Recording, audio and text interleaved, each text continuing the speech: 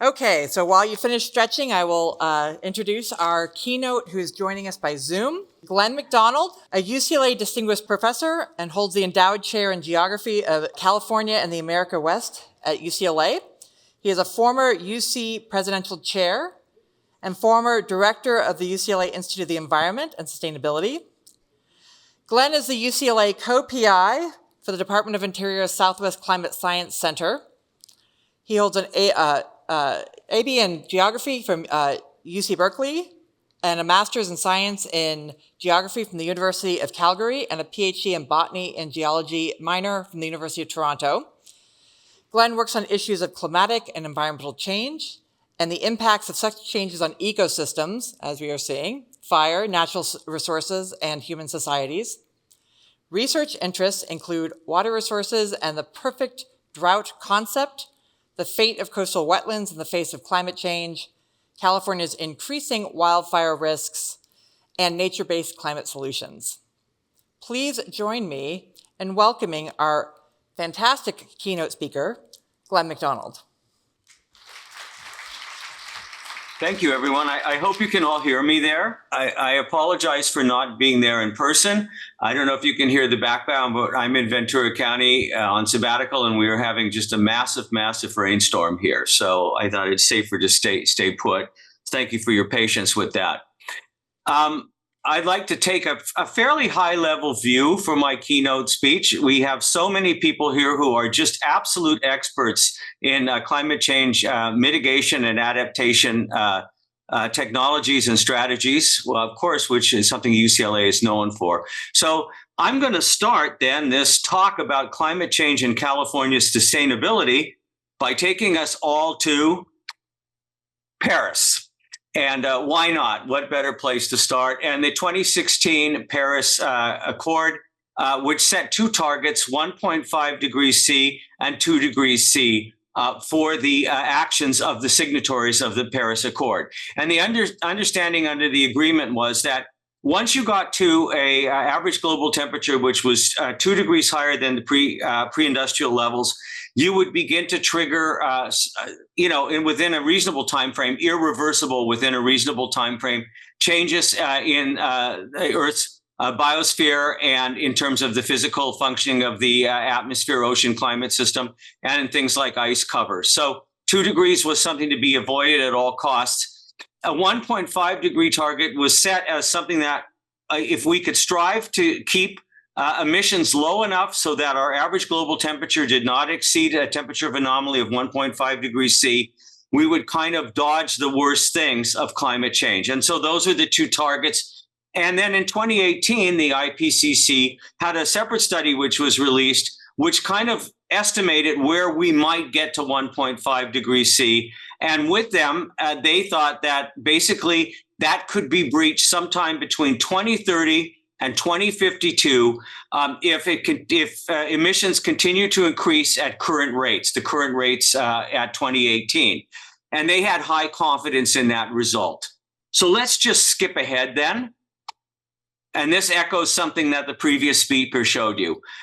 In 2023 and 2024, we have breached that 1.5 degrees C threshold. And that's for a global temperature anomaly. And of course, you would want to see that held for more than 1 or 2 years to kind of say we've actually stepped over that threshold. But I think most bets are that we have crossed the threshold. And we did so in 2023. And we really did so in 2024. Partially exacerbated by that year, we had an El Nino. And when we have El Nino conditions, we tend to have higher global aggregate temperatures.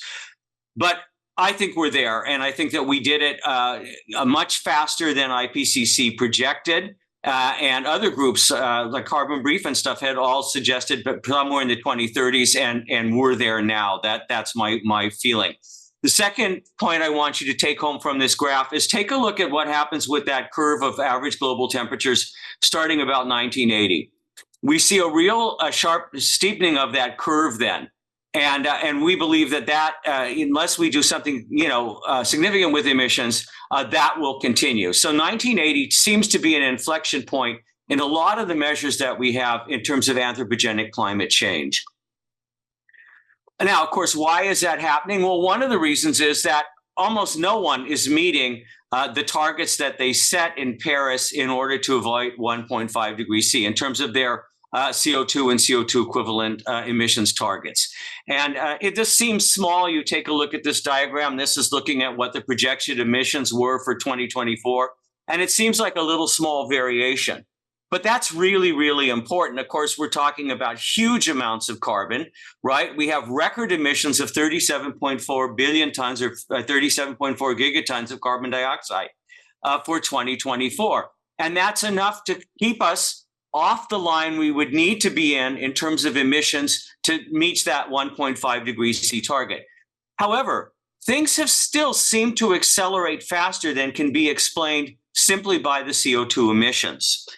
So now let's go and look at that 2%, the 2 degree target. And earlier this year, not very long ago at all, a very large study was released. Lead author was James Hansen, who was a scientist at NASA for a number of years. He was one of the most prescient scientists in terms of climate change in the 1980s, convincing Congress and the government that this was really a problem. He's now at Columbia University and remains a leading voice about the climate change crisis. Well, he came out with a very, very large study that looked at what's going on with this acceleration in temperatures over the recent past, and basically made headlines with the statement, the 2 degree C target is dead. That we are definitely, according to his calculations, we are going to breach that target in the not too distant future. And what he thinks then is two things are going on. One is that the rate of demand for energy globally is increasing. It's very strong and it is increasing. And the proportion of that demand for energy met by renewables is not increasing at a fast enough rate to keep our emissions down. Now, if we go back and look at the emissions at the beginning of the 21st century, they were increasing somewhere in the order of about 2% per year. Now they're increasing somewhere on the order of 0.8% per year. So we've kept it down, but we have not kept the increase in emissions down low enough to reach the 1.5 degrees C target. Indeed, it's my feeling that we are going to see those emission rates increasing in the near future. So we may look at 0.8% increase as being the good old days, unfortunately. A second thing that's happened, though, is that, and it's in a sense environmentally a good thing, but we've moved off of burning of high sulfur dioxide emitting fuels. Part of this came about in the 1970s and early 80s with understanding of acid rain and decrease of high sulfur dioxide coals in power generation, and a general decrease of coal-fired power generation in favor of renewables and liquefied natural gas and things like that. And so if we look at global SO2 emissions, we see that they have been coming down. Those aerosols have been coming down from the late 1970s. And then in 2020, there was an agreement which was signed by the International Marine Organization, basically regulating the amount of SO2 emissions coming out of the diesel, which is burned for world shipping. And it went from a fuel oil emission, a sulfur content of 3.5% to about 0.5%. And that caused another really, really rapid decrease in aerosols of sulfur dioxide in the atmosphere. Sulfur dioxide in the atmosphere, in a sense, dims the atmosphere. It actually has a cooling effect. It reflects light and into space, and it keeps the surface cooler. So if you decrease sulfur dioxides in the atmosphere, you'll get a cooling. And we see, like when you have a large volcanic eruption, you increase the sulfur dioxides in the atmosphere, and we get a cooling. So unfortunately, in dealing with environmental issues caused by acid rain or aerosol pollutant over the world's oceans, we, according to Jim Hansen's calculations, have exacerbated the rate of warming. And so we're warming more quickly than the IPCC anticipated. And decreasing sulfur dioxide is a good thing, but it is accelerating the warming. And some of this warming is particularly robust now over the world's oceans, which is helping to overcome the thermal inertia of the world's oceans. So that's sort of what we're facing. So how about let's go home now to California. This is a nice graph that the LA Times did. And again, we saw the previous speaker talked about this, the very high temperatures in July of 2024. Record-breaking. If we take a look at July temperature anomalies in California now, looking at disaggregating the spaghetti diagram we saw earlier, you can really see how exceptional 2024 was. July, about 7 degrees Fahrenheit or 3.85 degrees Celsius higher than we would have had for the long-term mean for the state. And you can see that there's been an inexorable long-term increase in those temperatures. And you can again see, starting in the 1980s, how consistent that trend becomes. And then as we move into the 2000s, almost every single year is anomalously high. And this is the whole state, okay? So we're seeing the whole state is feeling this to a greater or less extent. Now, with that background, then, as we came into 2020, Janet Franklin and I at the National Academy of Sciences, we thought, California is facing some very, very severe climate-related sustainability issues. And we really need to dig into this. And we need to look at it. We didn't want to look at what the latest CMIP-6 climate models show.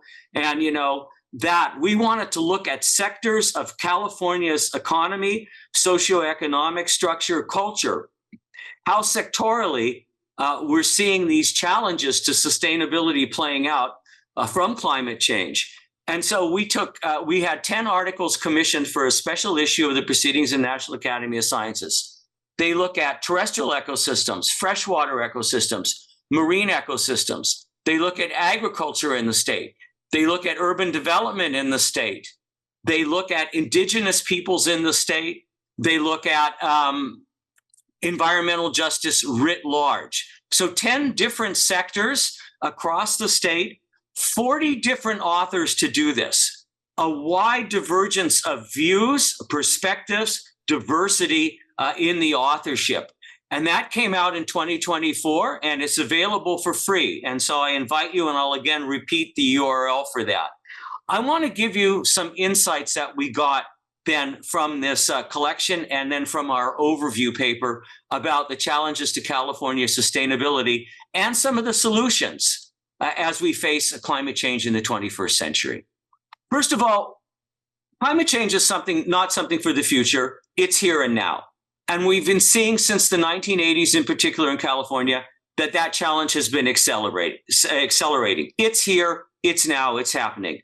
If we look at annual average temperature over the state, it's gone up by about 1.3 degrees C over that time period.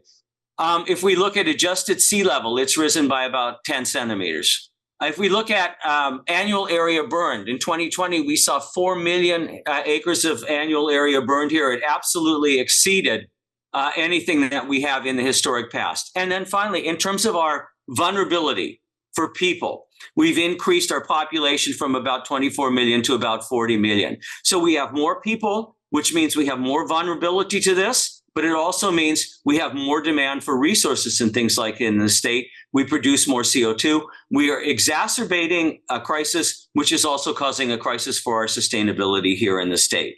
That's where we are today.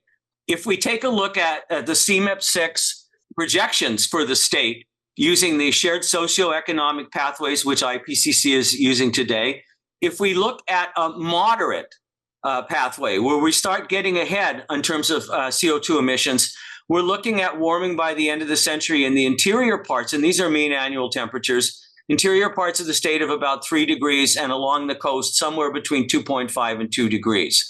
So we will have reached the 2 degree mark all across the entire state, and well have breached it when we get into the interior. If we take a worst case scenario, which is this shared socioeconomic pathway 5, or it's 8.5 watts per meter square warming, which is the worst case scenario, we could see temperatures in the eastern part of the states as much as annual temperatures 5 degrees higher, right along the coastline 3.5 degrees higher. I mean, this would just be incredibly, incredibly warm conditions. Whether we can do that or not, Not sure. But we're already in a climate change world, and we're facing an acceleration and an exacerbation of those challenges. I'm going to give you just some insights from some of the papers to give you a flavor. This is from Susan Harrison and her authors looking at California's terrestrial ecosystems. Already in the state, we have 168 animal species and 286 plants which are endangered and threatened. They took a look at 15 regional hotspots, geographic areas where you have high biodiversity, but also high threats to that biodiversity.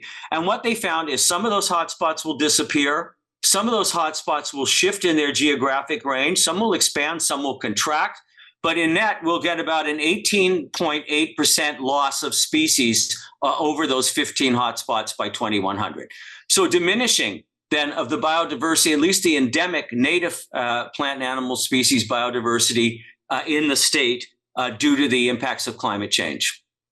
Coastal systems, we're already seeing acidification, increased carbon dioxide in Monterey Bay. We talked about the increase in sea level rise already. Over the 20th century, last 100 years, it's been about 20 centimeters per century. That is projected to accelerate as we move into move through the 21st century. This is a graph of sea level anomalies for San Francisco Bay. And then what's interesting is we're seeing that warming off the California coastline. We're seeing our temperatures of the ocean warming, and that has huge implications for the food chain, for outbreaks of for instance, the red tide, algae, and things like that, for the persistence of a number of our species, coastal species, which there's about 33 animal species, I think, which are one way or the other endangered or threatened.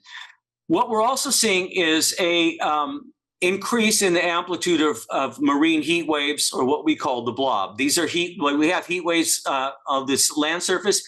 You also have heat waves in the marine setting.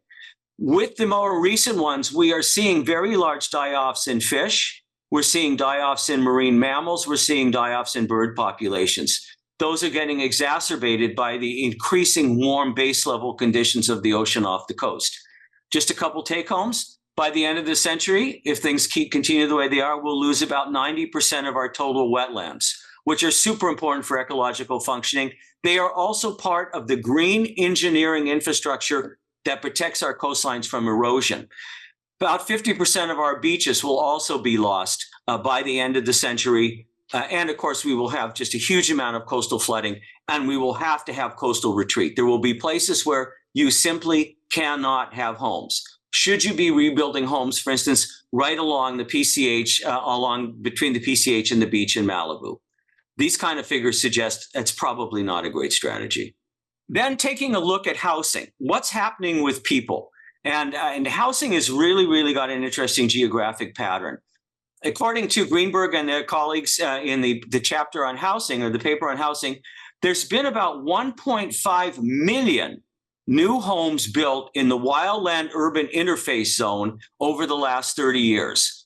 And the map with the red dots shows you the concentration of areas where we have moved from suburbia, we've moved from the urban setting, and we're building into the urban wildland interface zone, which of course puts our houses and our subdivisions and our infrastructure in close contact with flammable fuels. It also puts ignition sources in close contact with flammable fuels.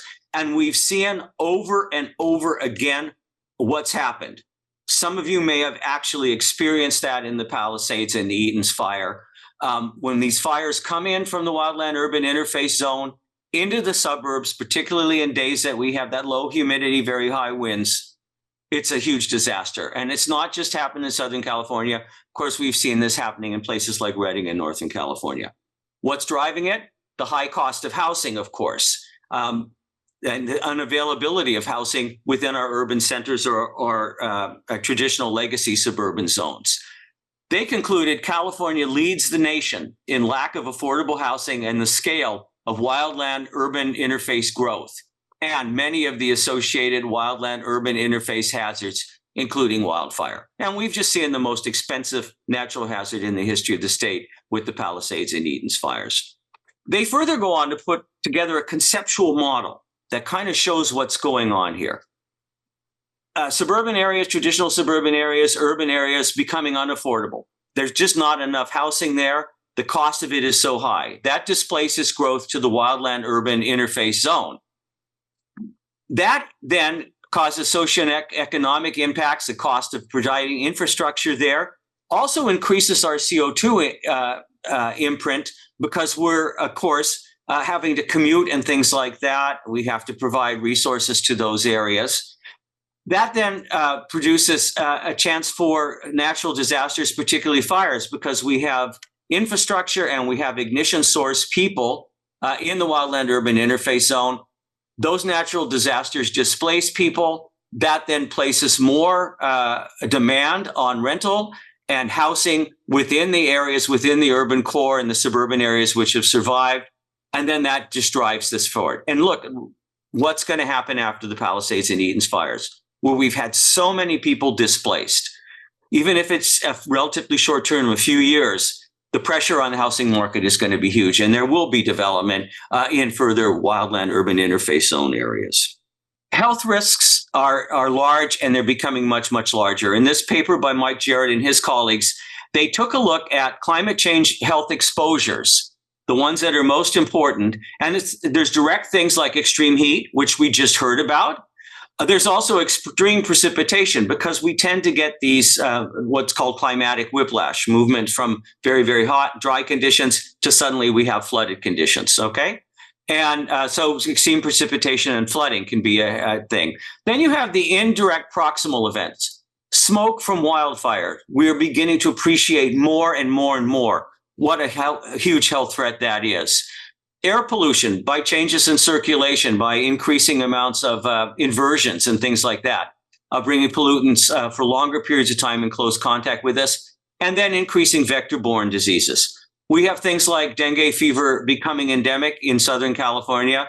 It is going to have huge, huge health implications.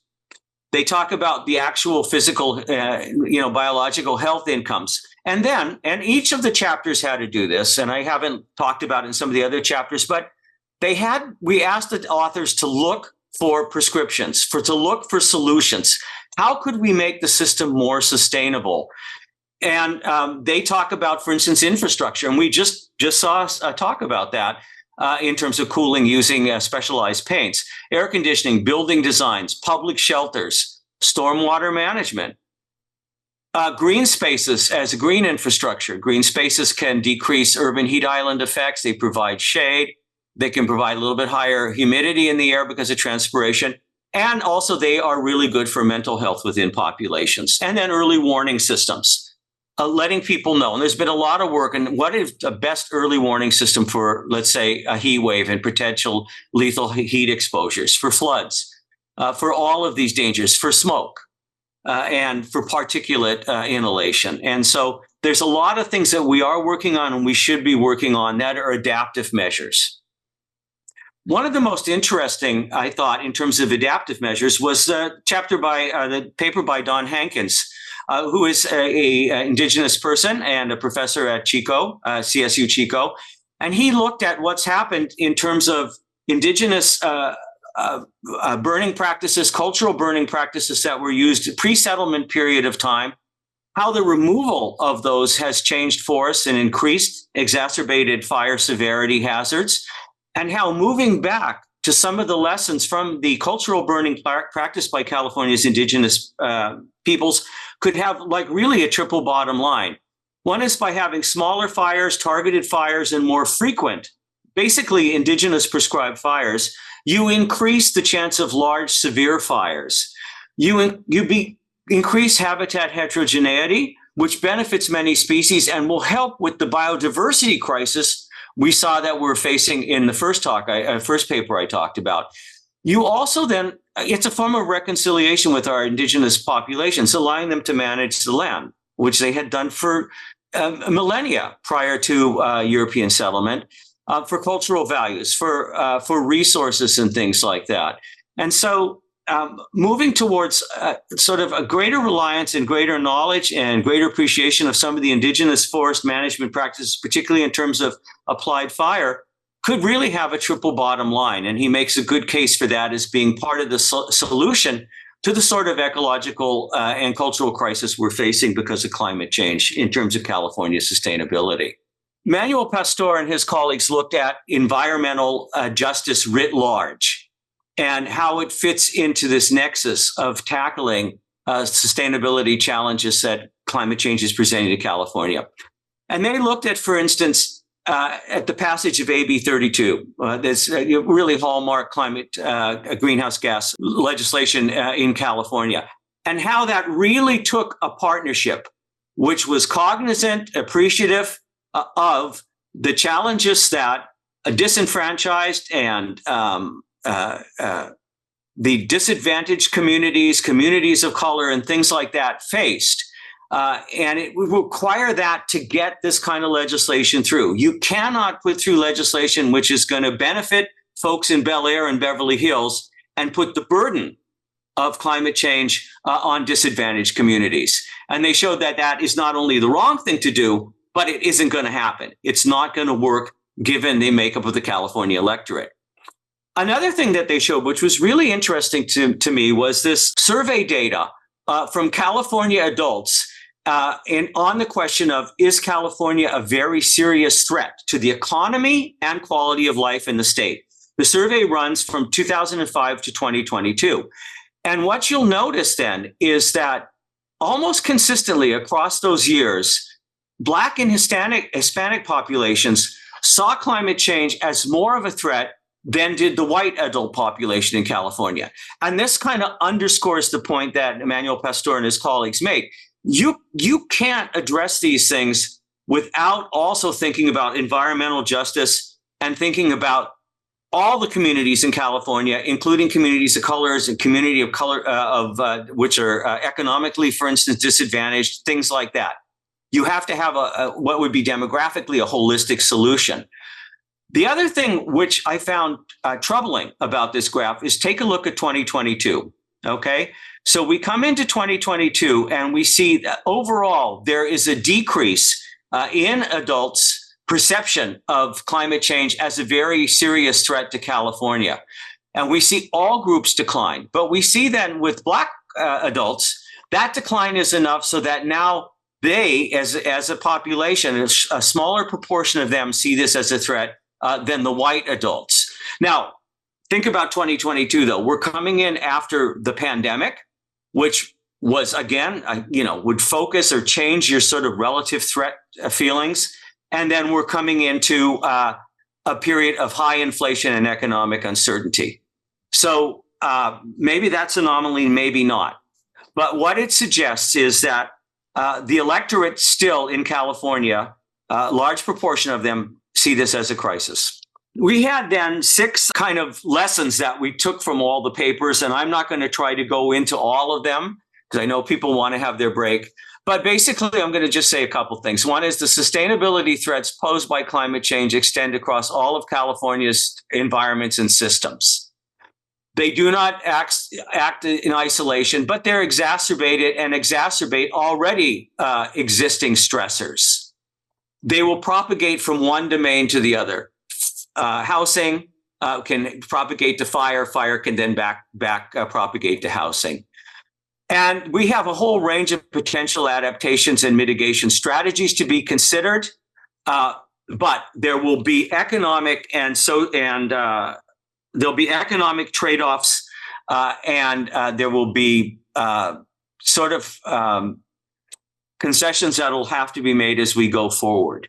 California is going to have to be a leader in this, and I'm going to go to my last slide. The reason being is that we are seeing the federal government retreat from climate change regulation, legislation, and direct support. And that's very clear in the rescission of orders that happened on January 20th and the new executive orders that came down. So California is going to have to really take a lead. It's going to have to stand often on its own. And this population here, the people that are in this room, are going to be at the lead of that effort with technology, with policy, with strategy. It's a lot on your shoulders, but I have a lot of confidence that you can do this. And really, the spotlight and the focus is on us. We will not have much of a federal partner in this. And I hope that California University of California can do this, because the success and failures of our state they will be very, very important, not just for the nation, for the rest of the world. I'm happy to take questions and thank you for your patience. Thank you. And while we're waiting for the hand to go up for questions, let's start over here in the back of the room, and then we'll come up front. I'm assuming we'll be able to receive all of the slides, even the ones we missed. You guys have all of them, Okay. so you can have a look. Yeah. Great. There were just a couple that talked about the state of change in federal commitment to climate change. Yeah. So this is somewhat of a policy question, but I'm curious what your thoughts are on this. People are motivated by greed and fear. And so in say oil and gas producing states, the fear drives that well, this is going to, take away jobs, take away, slow economic growth, whatever. On the greed side, there is, this is a huge opportunity. Renewables are growing, electric vehicles are growing, solar manufacturing, that kind of thing. And using those two levers, what are your thoughts on both domestic? Well, I'm calling California domestically, even within the U.S., both within the state and then with the other states in the U.S. that are maybe more motivated by the fear side of things rather than the greed side of things. Yeah, I mean, I think that's a really good question, and there's a lot of kind of complexity to that. If you take a look at renewable development in Texas, it's huge, right? And then in Iowa, which again is a sort of a red state, there's been a huge push to put wind farms on farmers' fields because they need that to supplement income to keep the so-called family farm alive. So there is financial incentives to embrace renewables, but you're absolutely right. If you're in the Permian Basin area of Texas, things that are going to cut back fossil fuel prices and use are going to be a direct economic threat to you. And I think that obviously the policy way to do that is, and you can't do like Hillary Clinton did during her campaign and say, well, there's going to be a lot of coal miners out of work. That's just going to ramp up the fear thing. Absolutely. And I think that we all have to understand there's a transition. This is my perspective. But there's a transition that's going to go on. We cannot move off of fossil fuels, liquefied natural gas, and everything today. All right. So there's going to be a transition that has to go on. And that the transition, we should manage it so that we are not going to then, in a sense, tank the economy in large parts of the country, and where those people then would have very legitimate fears about losing their livelihoods. And that's going to take a lot smarter policy person than I am. However, unfortunately, this has become not so much a clear debate on economics as it has, just as you said, it's about fear, right? This has become a kind of a tribal identity thing. And if someone identifies as Republican, one assumes that they are going to be, consider climate change a hoax and all that. And that's not actually true, right? If someone identifies as Democrat, some people would claim that, well, they're looking to use climate change to reorder the world's economy along Marxist lines. And I've had that actually said. Okay. And so part of the problem is that we have a lot of fear and disinformation, which has made this become a somewhat political tribal issue. And that then makes it really hard to tackle this in a sort of a rational policy basis. Thank you, Glenn. You've painted a very clear picture, and we appreciate you joining us from Ventura. Thank you so much for having me. It's been a real pleasure speaking with you.